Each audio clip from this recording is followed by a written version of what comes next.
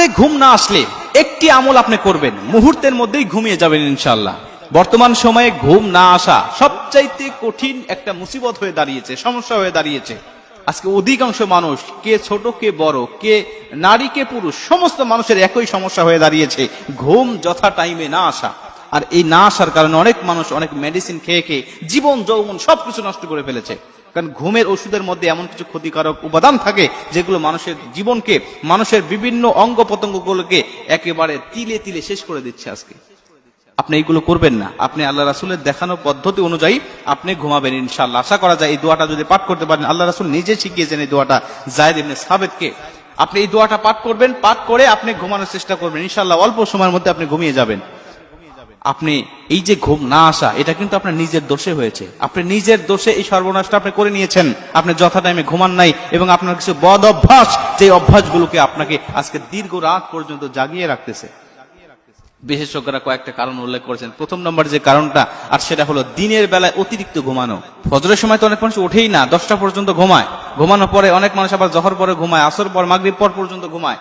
এইরকম অতিরিক্ত ঘুম যখন দিনের বেলায় পারবে সে, তখন তো ঘুমের চাহিদা দিনেই শেষ হয়ে যাবে, রাত্রিবেলার কি ঘুম আসবে?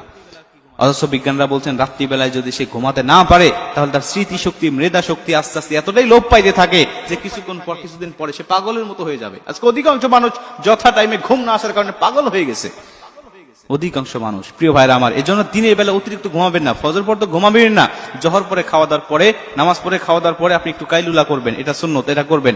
আসর পরে ঘুমাবেন না, মাগরিব পর ঘুমাবেন না। আপনি এশার নামাজ পড়ে, এশার নামাজের আগে খাওয়ার চেষ্টা করবেন, এশার নামাজ পড়ে দেরি করবেন না। আপনি প্রয়োজনীয় কাজ না সেরে দ্রুত আপনি ঘুমানোর জন্য চেষ্টা করবেন। তাহলে একটা বদ অভ্যাস আপনি বাদ দিলেন যে আপনি দিনের বেলা অতিরিক্ত ঘুমাবেন না। 2 নম্বর বদ অভ্যাস, আর সেটা হলো কি, আপনি ঘুমের আগে চা এবং কফি এটা পান করবেন না।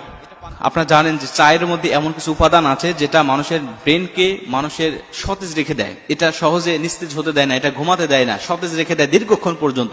এই জন্য ঘুমানোর আগে, বিশেষ করে ঈশার নামাজের পরে চা কফি খাবেন না, কারণ এটা আপনাকে ঘুমাতে দিবে না, মানে অল্প সময়ের মধ্যে আপনাকে ঘুম আসতে দিবে না, দীর্ঘক্ষণ আপনাকে জাগিয়ে রাখবেন। যায়েদ ইবনে সাবিত রাদিয়াল্লাহু তাআলা আনহু আল্লাহ রাসূল সাল্লাল্লাহু আলাইহি ওয়াসাল্লামের কাছে আসলেন। মুসলমান ভাইরা আমার, যায়েদ ইবনে সাবিত রাদিয়াল্লাহু তাআলা আনহু আল্লাহ রাসূলকে সে ডাক দিয়া বলেন, ইয়া রাসূলুল্লাহ, ইয়া হাবিবাল্লাহ, কিছুদিন হয়ে যাচ্ছে আমার ঘুম ঠিক মতো আসে না, আমি এশার নামাজের পরে ঘুমাতে যাই কিন্তু আমার ঘুম হয় না। হুজুর, আমাকে একটি আমল বলে দেন, আমাকে একটি দোয়া বলে দেন, যেই দোয়াটা আমি যথা টাইমে পাঠ করলে যথা টাইমে আমার ঘুমটা আসবে। আল্লাহ রাসূল বলেন, ঠিক আছে তুমি আসো, আমি আল্লাহ রাসূল তোমাকে দোয়া শিখায় দেই, তুমিও আমার সাথে দোয়াটা পাঠ করো।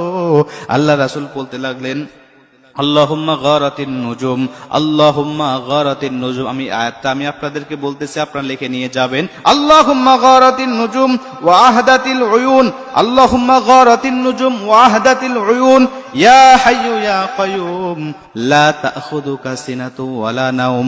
আবার ইয়া হাইয়ু ইয়া কাইয়ুম।